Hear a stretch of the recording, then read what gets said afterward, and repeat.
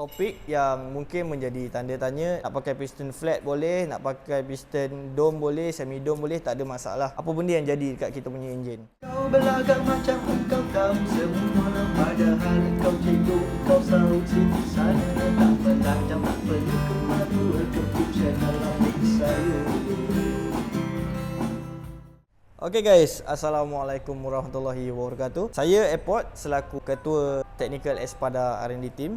Di sini saya akan sampaikan beberapa topik yang mungkin menjadi tanda tanya ataupun mungkin ramai yang dah tahu, dan saya yakin masih ramai yang belum tahu, dan kita akan share simple-simple je lah untuk korang faham sedikit sebanyak tentang topik yang kita akan sampaikan.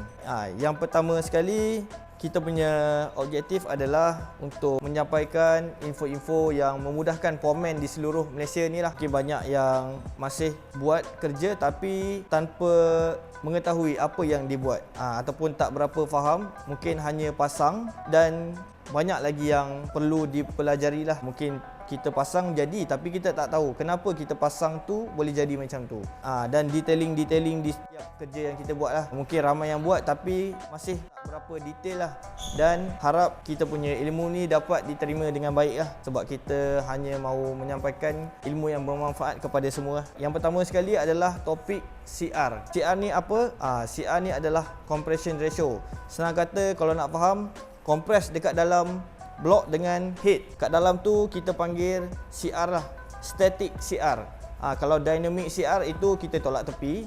Itu banyak pengiraan dia. So kita ajar adalah CR yang static lah. Kita kira piston yang paling tinggi, iaitu berada dalam kedudukan TDC, dan head kita pasang macam biasa. Cuma ada cara-cara penelitian yang korang kena buat lah untuk mendapatkan CR korang punya engine lah, ataupun orang panggil top set lah. So, macam mana nak kira CR ni, dah ada banyak detailing yang kita perlu tahu, dan semestinya kerja kena teliti lah. Sebab kalau korang tersilap kira ataupun tersilap setup, memang kiraan dia akan jadi lari lah, dan nanti korang punya data pun jadi kurang betul lah. Korang kena kira deck dulu sebelum kira CR. Okey, apa itu deck? Deck masuk tajuk deck pula. Deck ni apa? Deck ni adalah jarak daripada korang punya blok kepada piston. Contohnya, korang ambil vernier caliper, korang letak dekat blok dan korang tolak ke arah piston korang. Berapa dalam piston korang turun? So contoh, korang dapat 1. Okey, deck korang adalah 1. Deck yang kita akan terangkan ni adalah deck daripada tepi piston lah. Sebab ada banyak cara yang orang kira. Ada yang orang kira daripada dome piston. Tapi yang kita akan terangkan dalam video-video kita adalah melalui deck tepi piston. Tak kisah nak pakai piston flat boleh, nak pakai piston dome boleh, semi dome boleh, tak ada masalah. So nanti kita akan tunjukkan deck dia macam mana. Dan sekarang kita berbalik kepada CR lah. Okey, macam mana nak kira CR? Berapa CR pada enjin-enjin tersebut? Okey, saya bagi contoh. Korang punya motor spek 65. Okey, korang type 65. 65 ni macam mana? 65 ni berapa cc dia? 65 adalah 195 cc. Macam mana nak kira nanti kita akan tunjuk. Kita ambil dulu 195 tambah dengan volume yang korang kira nanti. Contohnya, kalau volume dalam korang punya combustion chamber tu dapat 17.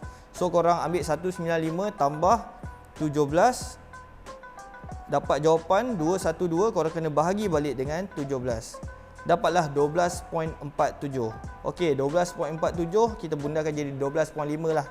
So untuk daily kita biasa set 13 hingga 12. Itu adalah yang normal kita set untuk daily lah. Untuk korang nak ride boleh, nak racing pun tak ada masalah, boleh je. Tapi untuk ketahanan yang kita dah kaji semua, CR12 adalah yang paling random, yang terbaik untuk kita set. Sebab pengguna di Malaysia kebanyakannya pakai motor harian dan pakai untuk bawa pergi kerja, untuk pergi mana-mana tempat.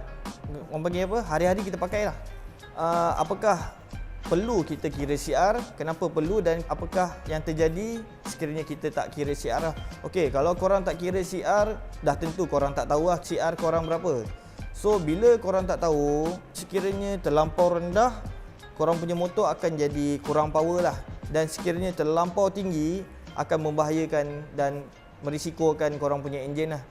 Dia boleh menyebabkan korang punya enjin terlampau panas, barang korang jadi tak tahan lama. Orang pakai sekejap dah jahanam lah. Dan CR ni banyak cara dan banyak detailing yang kita kena set. Tapi yang untuk daily kita banyak letak 12 hingga 13 saja, bergantung pada spek dan setup lah.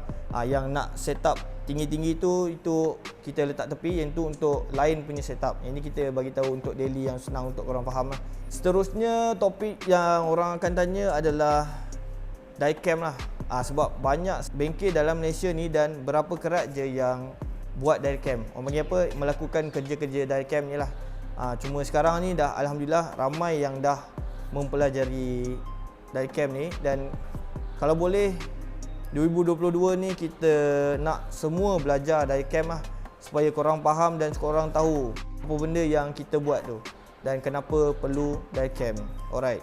Pasang-pasang tak ada masalah, tak diecam itu pasang macam saya cakap korang faham, korang pasang tapi korang tak berapa faham kenapa benda tu boleh laju, kenapa benda tu boleh slow, kenapa perlu dial, kenapa tak perlu dial. Okey.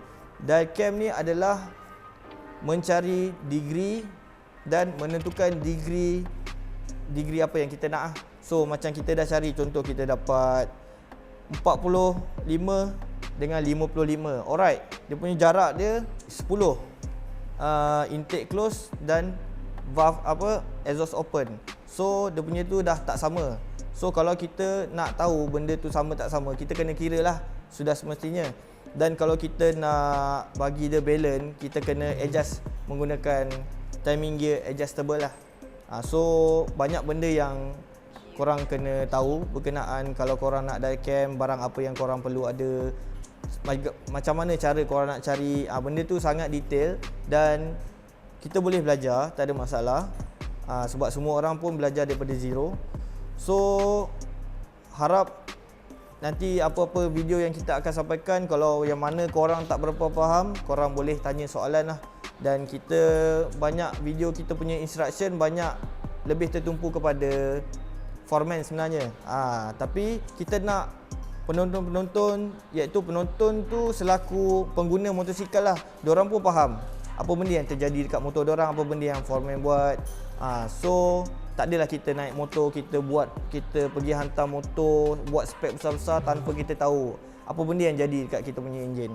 So 2022 ni saya harap semua dapat ambil tahu, tak kisah banyak ataupun sikit, asalkan kita belajar slow-slow supaya kita faham apa benda yang kita buat ataupun motor kita upgrade tu, apa yang jadi dekat kita punya enjin lah. Itu baru bab yang simple-simple je lah. Untuk akan datang korang keep support, tengok kita orang punya video lah, yang mana bermanfaat korang boleh ambil lah. Yang mana korang tak faham boleh tanya. Kita harap tahun 2022 ni kita dapat bagi yang terbaik untuk korang lah. Apapun, terima kasih, keep support dan stay tune.